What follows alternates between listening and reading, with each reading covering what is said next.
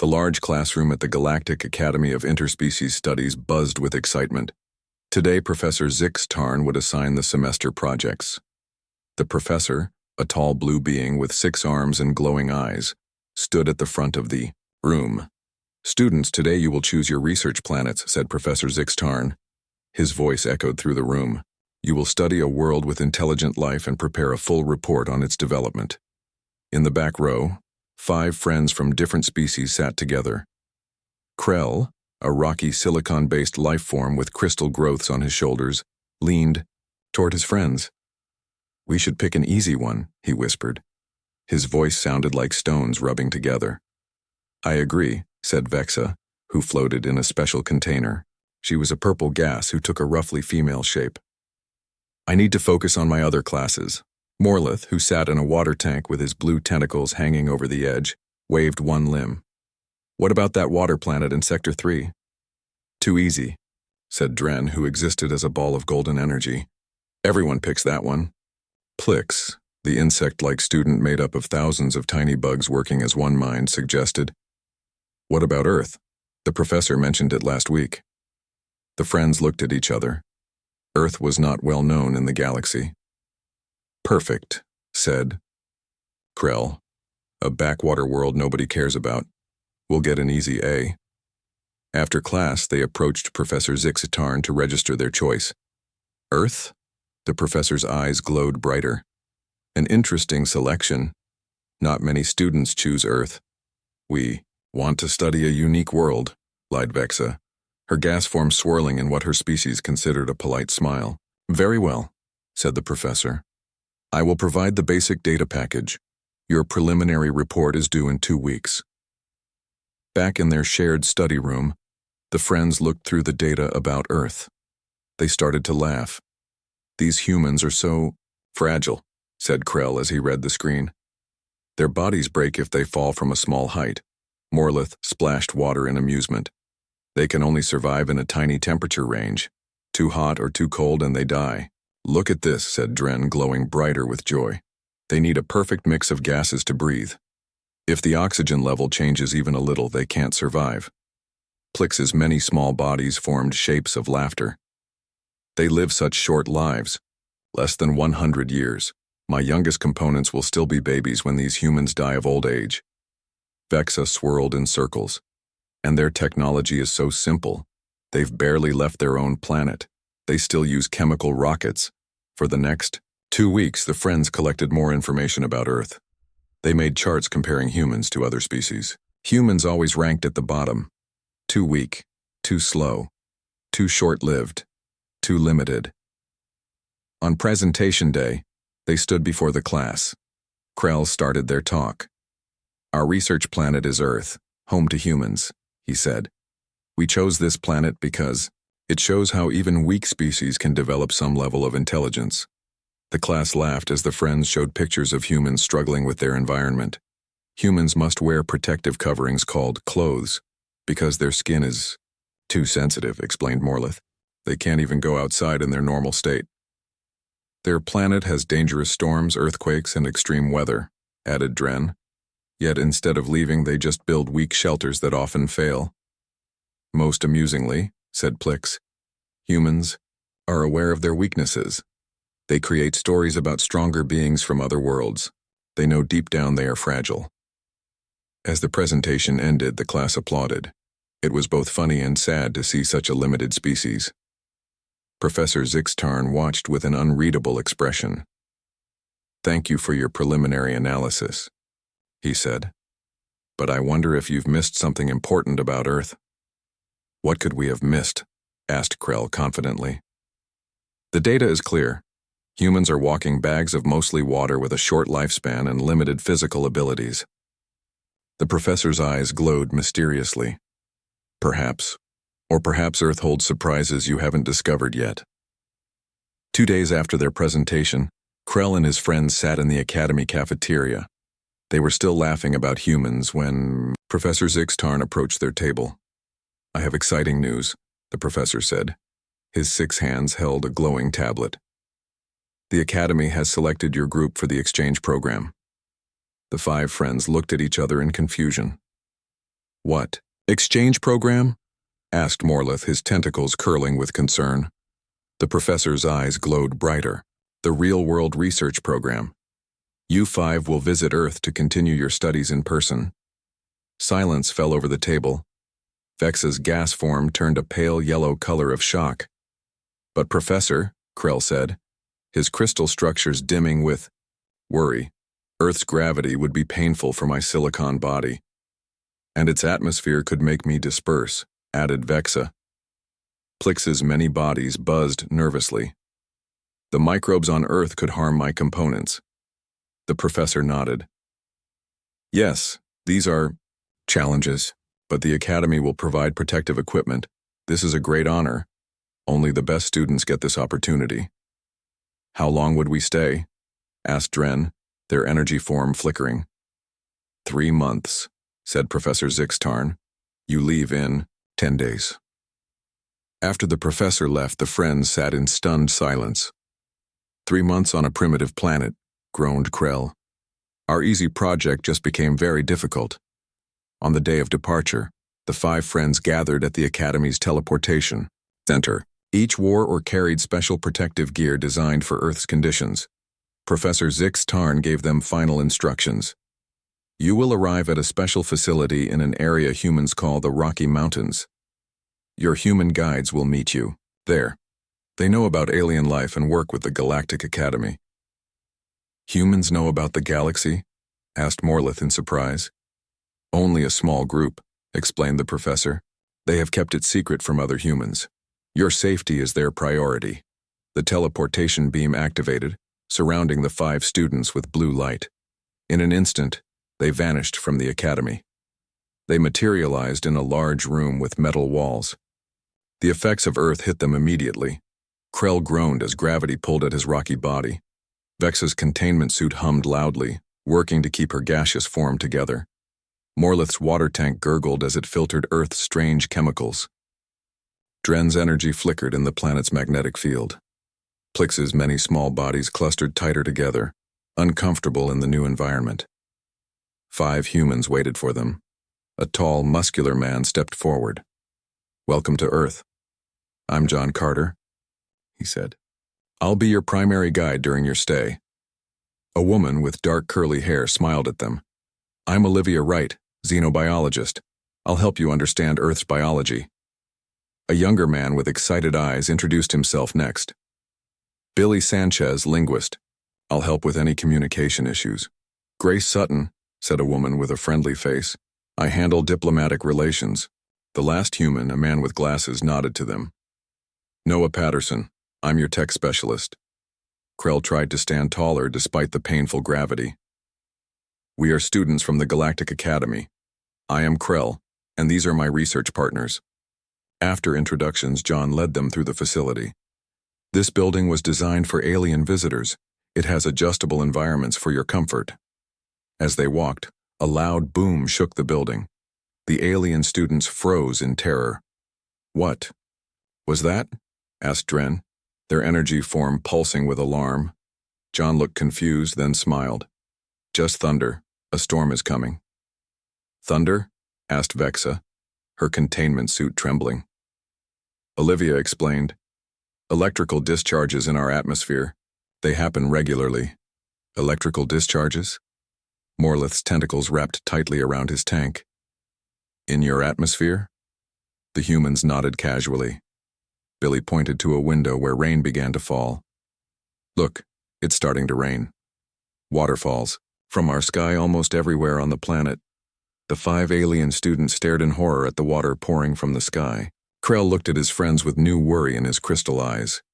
This planet, he whispered, might be more dangerous than we thought. Noah smiled at them. Don't worry. This is just normal weather. You'll get used to it. The aliens doubted. They would ever get used to a planet where energy exploded in the sky and water fell from above. And this was just their first hour on Earth. The first night on Earth was difficult for the alien students. None of them slept well. The thunder continued for hours. The heavy gravity made Krell's crystal body ache. Vexa's containment suit needed constant adjustments to handle Earth's atmosphere.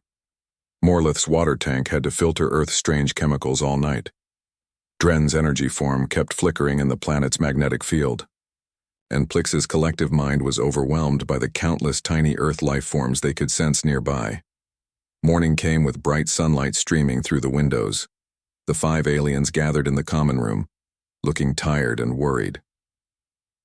"I don't think I can last 3 months here," said Krell. His crystal structures had dulled overnight. "I barely maintained my form," Vexa admitted. Her purple gas swirled slowly in her containment suit. The human guides entered the room carrying trays of food. They seemed energetic and well-rested. "Good morning," said Olivia brightly. "How did everyone sleep?" The aliens exchanged glances. "Not well," admitted Morlith. John nodded with understanding. "First night in a new environment is always tough. Today will help you adjust to Earth conditions." Billy explained the day's schedule. "We'll start with a tour of the facility, then a short walk outside if the weather clears." "Outside?" Plix's tiny bodies formed a worried pattern. "Is that safe?" Grace smiled. "Perfectly safe. We'll stay close to the building." After breakfast, the tour began. Noah showed them special rooms, designed for each alien's needs. Krell had a low-gravity chamber. Vexa had an atmosphere control room. Morlith received a pool with perfectly balanced chemicals. Dren got a magnetic field stabilizer. And Plix had a sterile environment to reduce stress from Earth's microbes. "These rooms will help you rest," explained Noah. "But for your research, you'll need to spend time in normal Earth conditions." Later that morning, the storm cleared. John led everyone to a door that opened to the outside. "Ready for your first Earth nature experience?" he asked. The aliens moved cautiously to the doorway.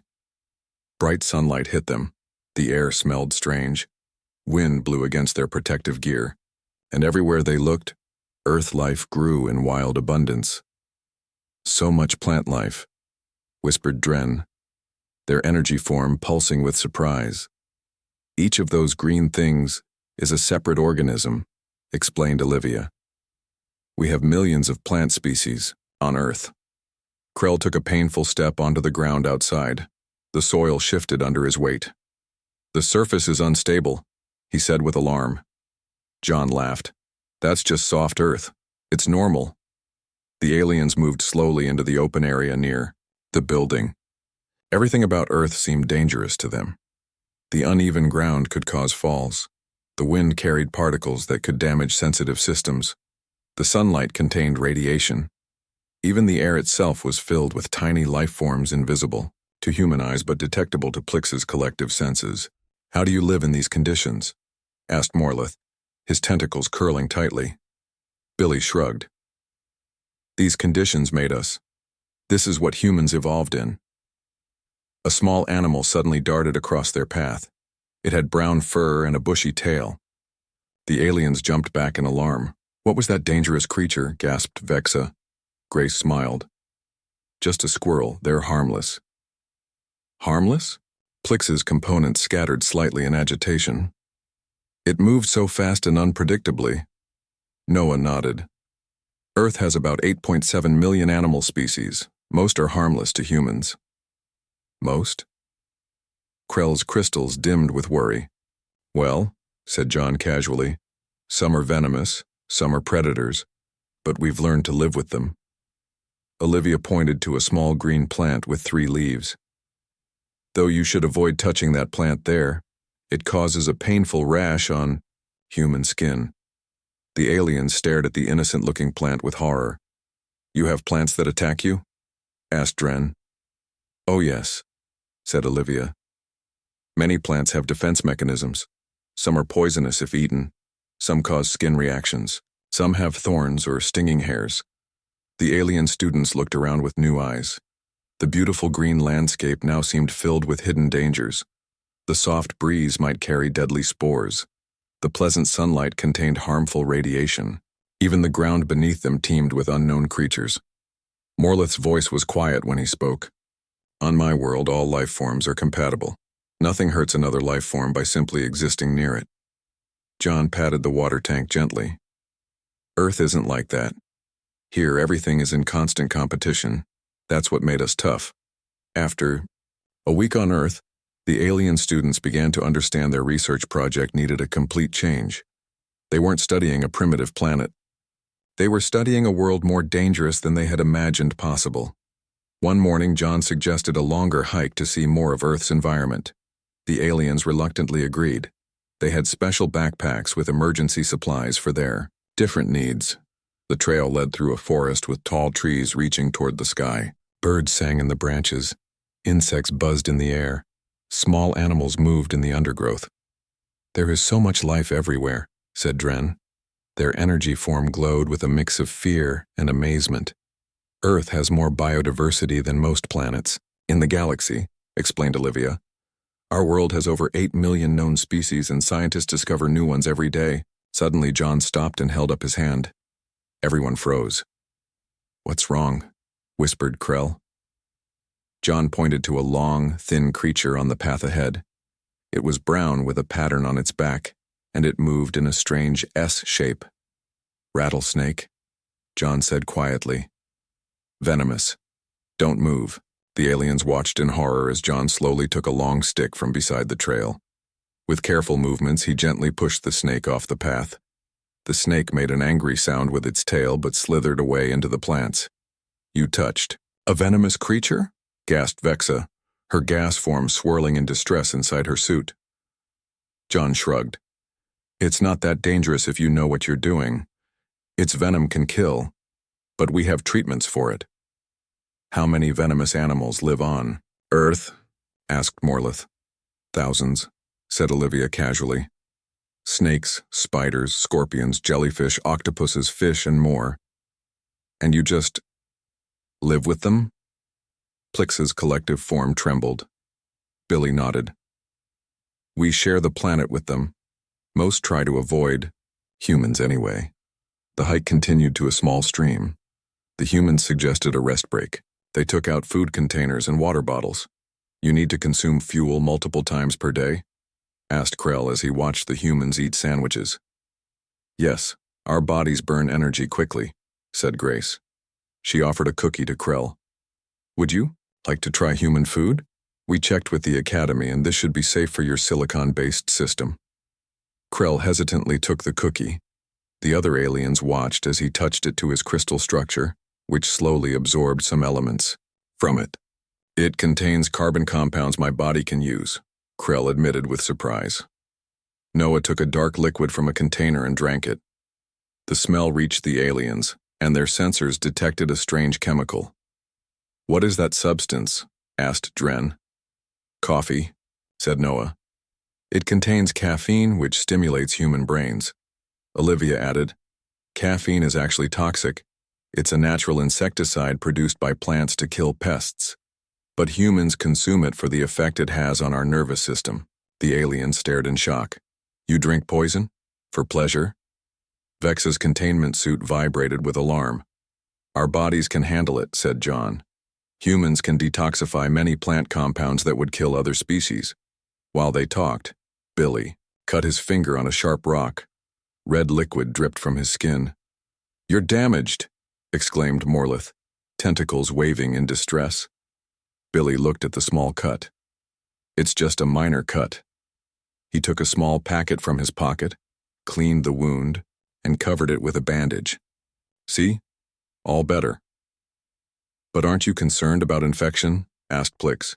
"Your skin barrier is broken. Microorganisms could enter." "My immune system will handle any bacteria," Billy said. "Human bodies are pretty good at fighting off infections." "Species would need immediate medical attention for such an injury," said Plix. "Even a small wound could allow deadly microbes to enter." Olivia nodded. "Humans evolved with millions of microorganisms. Our bodies are constantly at war with bacteria and viruses. We have entire systems dedicated to fighting infections." The alien students looked at each other with new understanding. Their human guides weren't just living on a planet with dangerous weather and wildlife. The humans were constantly surrounded by invisible dangers, consuming toxic substances and fighting microscopic invaders. Yet they treated all of this as normal. As they continued their hike, Krell moved closer to John. I think, Krell said quietly, we have been very wrong about humans. 2 weeks after arriving on Earth, the alien students sat in their common room reviewing their research notes. They had completely changed their view of Earth and humans. What they once saw as a primitive species now seemed like incredible survivors. According to our readings, Earth's gravity is in the top 10% of inhabited planets, said Krell. Yet humans move around like it's nothing. Their temperature range is amazing, added Morleth. They can survive in conditions from 50 to plus 150 degrees in their measurement system.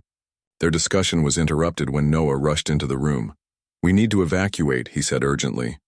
There's a forest fire approaching from the west. The wind has changed direction and it's moving fast. The aliens froze in fear. Fire? Whispered Vexa. Actual uncontrolled combustion? Grace entered with emergency packs. Everyone grab your essentials. We're moving to our backup facility about 20 miles east. The aliens hurried to collect their important items.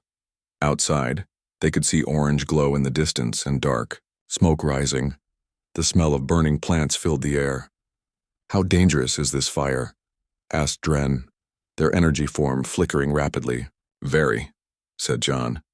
But we have plenty of time to evacuate safely. They loaded into 2 large vehicles. As they drove away from the facility, they saw other humans heading toward the fire. Where are those humans going? Asked Plix, watching a truck full of people in yellow suits drive past. Firefighters, explained Olivia. They'll try to control the fire and protect buildings. Krell's crystal structures dimmed in shock. Humans run toward fire? Intentionally? Someone has to fight it, said Billy simply. They drove for an hour on winding mountain roads. The alien students looked out the windows at the rugged landscape, still amazed that humans lived in such challenging terrain. Suddenly, their vehicle stopped. John stepped out to talk with Olivia, who was driving the vehicle ahead. He returned looking concerned. The main road is blocked by fallen trees. We need to take a different route. Is there another road? Asked Noah, looking at a map on his device. John pointed to a thin line on the map. This old logging road should get us around. It's rough, but our vehicles can handle it. The new route took them down a steep path. The ride became bumpy and uncomfortable. The aliens held onto their safety restraints as the vehicles bounced over rocks and roots. After 20 minutes, they reached a fast-flowing river. The water looked angry and brown. The fire has caused debris to flow downstream, explained Grace. The water level is higher than normal. How do we cross? Asked Morleth, whose water tank sloshed with each bump in the road. John studied the river. The water isn't too deep here. Our vehicles can ford it. Ford it? Krell asked. You mean drive through the water? Yes, said John. It's not ideal, but we don't have much choice. The fire is spreading in this direction. The aliens watched, in horror, as John drove the first vehicle directly into the rushing water. The liquid reached halfway up the wheels but didn't stop the vehicle.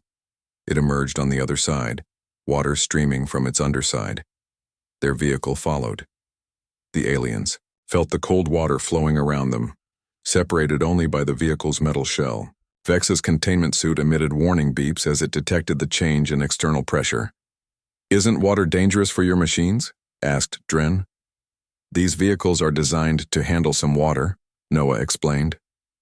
Though we don't want to stay in it too long. As they reached the far shore, Morleth's tentacles trembled. You just drove through a universal solvent, a substance that can dissolve almost anything given enough time. Water? Billy laughed. We drink it every day. Our bodies are mostly made of it. The aliens fell silent, processing this information. Humans didn't just survive a world with water falling from the sky. They were made of the same substance that carved canyons through stone. When they reached a safe distance, they stopped to rest. The humans set up a small camp while they waited for news about the fire. I need to check Morleth's water quality, said Olivia, examining the tank. The stress of the journey might have affected the chemical balance. As she worked, Grace approached Krell. Are you doing okay? Earth's gravity is harder on you during stressful situations. Krell's crystal structure had dulled to a faint glow. Why do humans live in places with so many natural disasters? Grace, smiled. Earth has dangerous places, but it's our home. We adapt to its challenges. Looking back toward the distant fire, Krell realized something profound. Humans didn't just survive on a dangerous world. They loved it despite its dangers. The backup facility was smaller than their original base but had all the necessary equipment for the aliens. After settling in, Krell called a private meeting with his fellow students. "We need to discuss our research project," he said. Everything we thought about Earth was wrong. The others agreed. Vexa's gas form shifted to a thoughtful purple-blue color in her containment suit. "I accessed the Galactic Codex through our communication link," she said. "Earth is classified as a Class 12 Deathworld." "Class 12? Morlith's tentacles curled in shock. "That's impossible. The scale only goes to 10. "It was updated because of Earth," explained Vexa.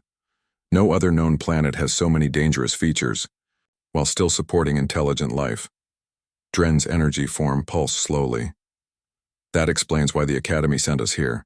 This isn't just a research project, it's an advanced study of the most extreme inhabited planet in the galaxy." Plix formed a pattern that showed deep thought. "We should talk to the human called Frank. I heard John mention he's the director of the human side of this program." Later that day, Frank Miller arrived at the facility. He was older than their guides, with gray hair and a serious face. The aliens met him in a conference room. "Your guides tell me you've had quite an adventure," Frank said with a small smile. "I understand you have questions." Krell spoke first. "We discovered Earth is a Class 12 death world. Did you know this?" Frank nodded. "Yes. We've known for about 50 years, since our first contact with galactic civilization." "But you live here," said Morlith. "Why not relocate to a safer world?" Frank leaned back in his chair. "This is our home. Humans evolved here. Our bodies are designed for these exact conditions." He looked at each alien. "What you see as deadly, we see as normal. The gravity, the weather, the microorganisms, the predators," listed Dren. "All of those things shaped us," said Frank. "Our strong bones developed because of Earth's gravity. Our immune systems evolved to fight the microorganisms. Our intelligence grew as we learned to avoid predators and survive extreme weather." Vexa's containment suit hummed as she processed this information. "In our preliminary research, we thought humans were weak." Frank laughed. "By galactic standards, we're extremely durable. We can survive radiation levels that would kill most species. We can heal from injuries that would be fatal to others. We can eat plants and animals that contain compounds poisonous to most life forms." "Why hasn't Earth joined the Galactic Alliance?" asked Plix. Frank's expression grew serious. "We're keeping our contact limited for now. If other species learned about humans suddenly, they might fear us." "Fear you?" asked Krell. "Think about it," said Frank. "We evolved on a planet that would kill most galactic citizens instantly. We drink acid for pleasure. We expose our skin to radiation for recreation. We deliberately make our food spicy by adding toxic compounds." He smiled.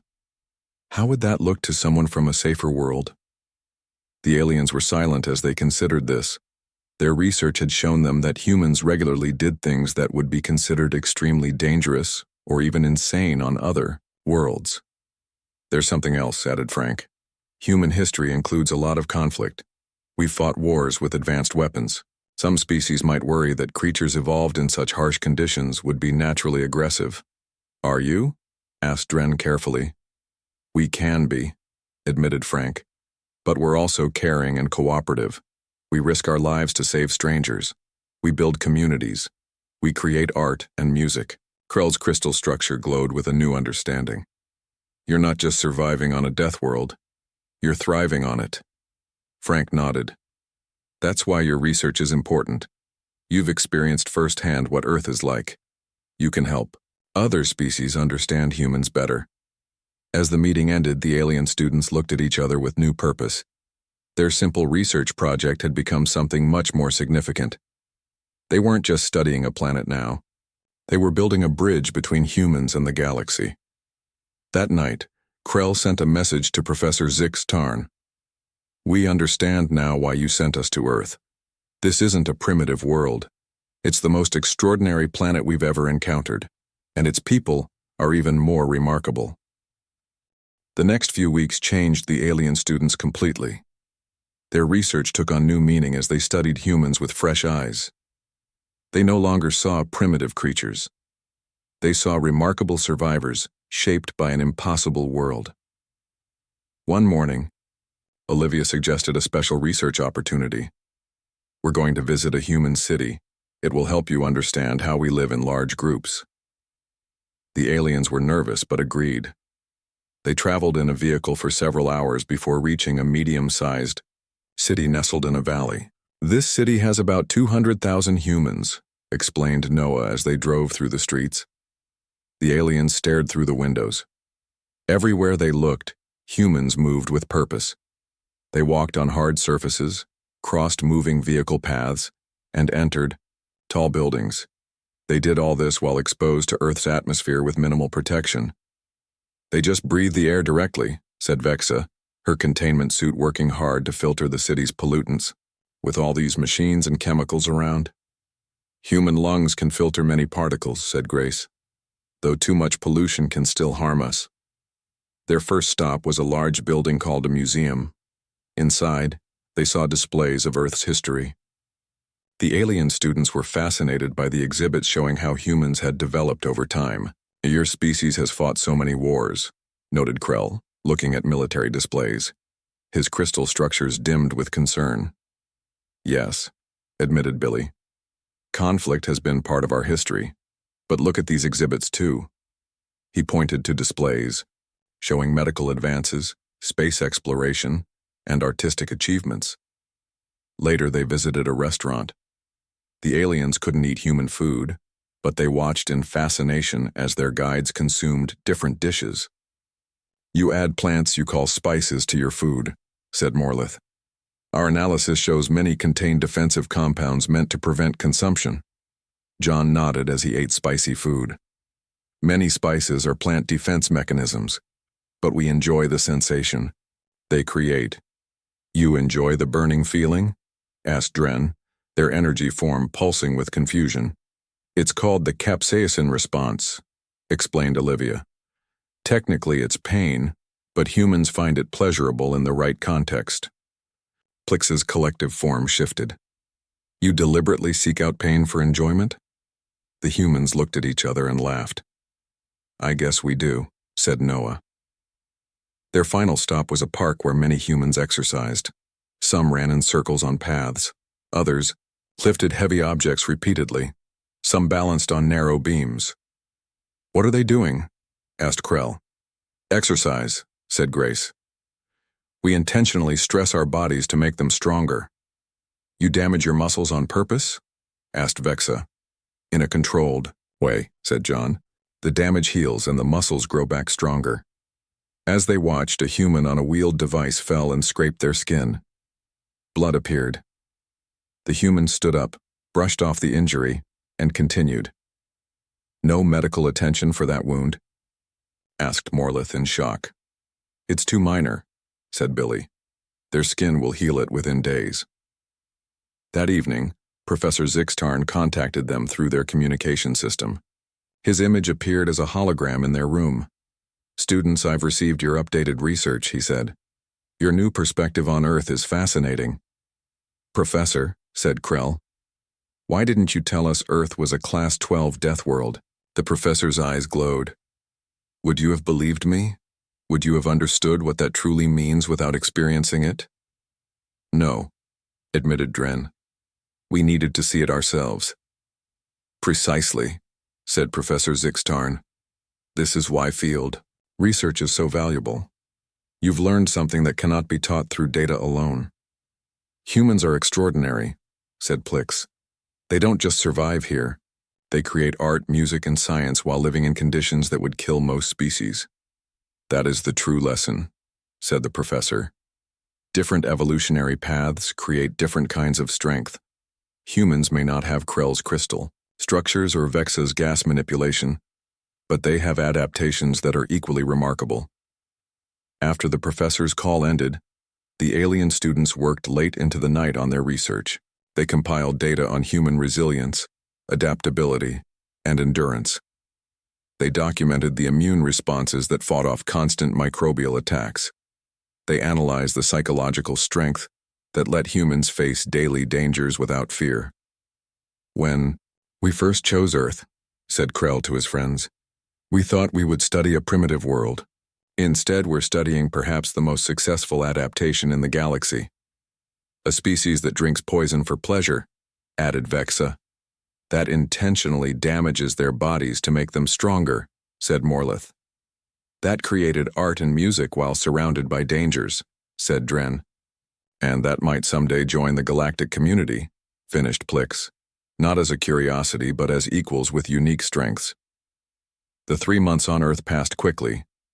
Soon it was time for the alien students to return to the Galactic Academy. On their final day, they gathered with their human guides to say goodbye. We've prepared special gifts for each of you, said Grace. She handed Vexa a small, clear container. Inside was an earth flower preserved in a solid substance. The flower is called a rose, Grace explained. We preserved it in resin so you can keep it safely in your environment. Vexa's gas form swirled with emotion inside her containment suit. I will treasure it always. Billy approached Morleth with a small device. This contains recordings of Earth music. I included the songs you seem to enjoy during our cultural lessons. Morleth's tentacles gently touched the device. Thank you. My people will be fascinated by the sounds humans create. Noah gave Dren a small circuit board he had built himself. This generates the same electromagnetic field as the Rocky Mountains. If you miss Earth, you can activate it. Dren's energy form glowed brightly. A piece of Earth's energy to take with me. It's perfect. Olivia handed Plix a data crystal. All my research notes on Earth's biodiversity. There are millions of species you haven't seen yet. Plix's many bodies formed a pattern of gratitude. This knowledge will be studied for generations. Finally, John approached Krell.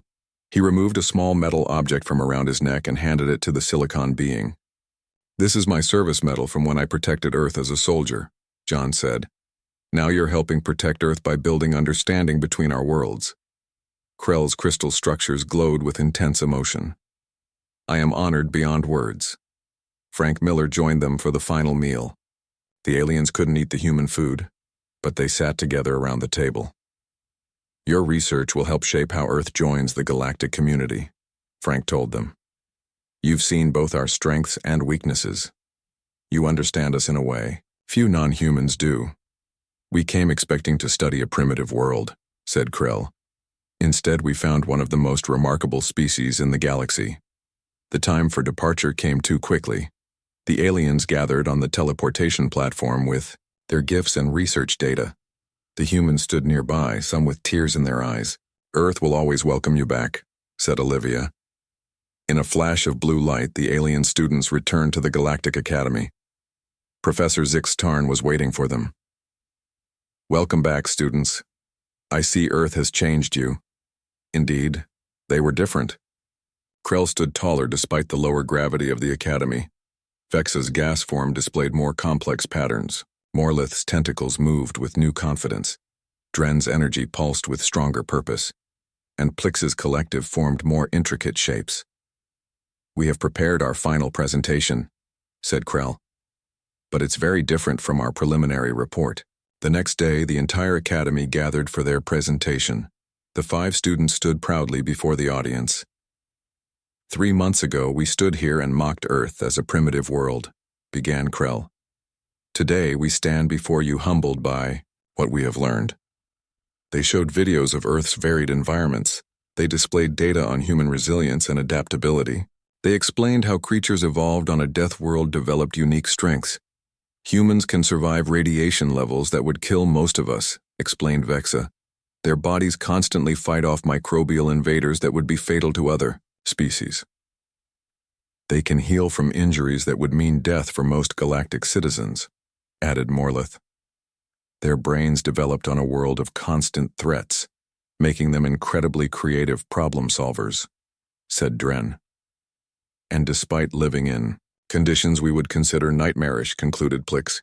They created art, music, literature, and science. The audience sat in stunned silence when the presentation ended. Then Professor Zix Tarn stood and began to applaud. Other professors joined, and soon the entire hall filled with sounds of approval. Afterward, the Academy director approached them. Your research will be added to the official galactic records on Earth. It will help prepare our people for when humans join the wider community. That evening, Krell looked at the service medal John had given him. The small piece of metal represented something profound. Humans, despite evolving on a world that tried to kill them every day, had developed compassion, creativity, and courage. We thought we were studying a primitive species, Krell said to his friends, but perhaps they have lessons to teach the galaxy. Morlith activated Billy's music device, and the sounds of Earth filled their room. It was beautiful, complex, and unique, just like the Deathworld it came from.